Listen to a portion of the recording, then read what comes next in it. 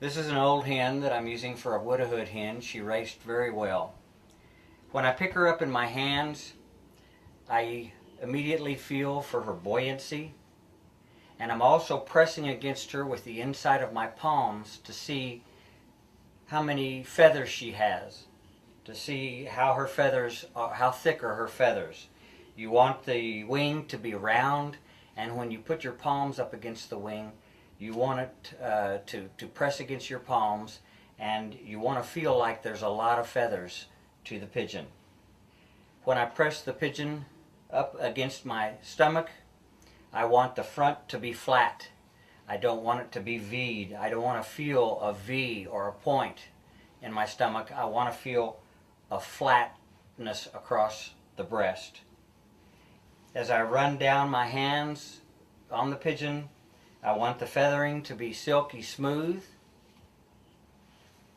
When I pull out the wing, I want the wing to be proportionate to the body size of the pigeon, and I want the last flights to be thin and pointed like this hen's. You want, when you're evaluating the flights on a good pigeon, you want the flight feathers to look like those of a sparrow or a hummingbird. You want the wing to beat very fast. In order to do that, you have to have long, thin flights. I'm also feeling the back and the keel of the pigeon. I want the vent right up against the keel bone, and I want the keel bone to be about the length of the inside of my fingers. I prefer that the tail go down and go down in term so that it looks like one tail pin. Now, I have a number of top fanciers that are my friends in Belgium that say it doesn't matter whether the tail goes up or down or whatever. It has nothing to do with a good pigeon. But I like for the tail to go down, and I like one tail pin. I like the bird to have a round head.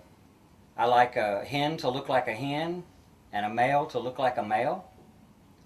This pigeon has a nice wattle that's proportionate to the size of its head, and she has a beautiful reddish orange eye. I do pay attention to eye sign, only I don't give it as much importance as I did years ago. I don't give it any importance in terms of racing, but in terms of breeding, I do give it some importance. But this is essentially how you evaluate a pigeon in your hand. And particularly you new fanciers, as you begin to get more experience in the sport, you need to be able to evaluate pigeons with your hands as much as you do with your eyes. One suggestion I might make to you is to go into your loft at night in the dark and pick up your pigeons so that you can't really see them, and feel them with your hands, and make your hands familiar with these various aspects of the pigeon such that you learn to evaluate the birds by the hand. And what you need to do is go handle your very best racers or the racers of another fancier or a friend that raced well, and handle a pigeon that has raced well. And over a period of time, you will see that that type of pigeon has a certain structure and character to it. In evaluating the wing, you want to feel the length of the arm bone, the wing bone.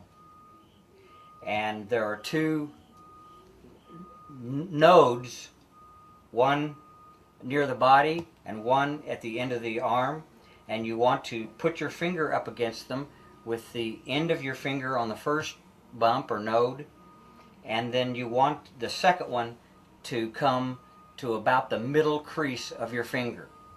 If a pigeon's arm bone is too long, it gets tired trying to push air with a large wing, and again you want the wing and the arm bone to be small like a sparrow or a hummingbird and not long or big.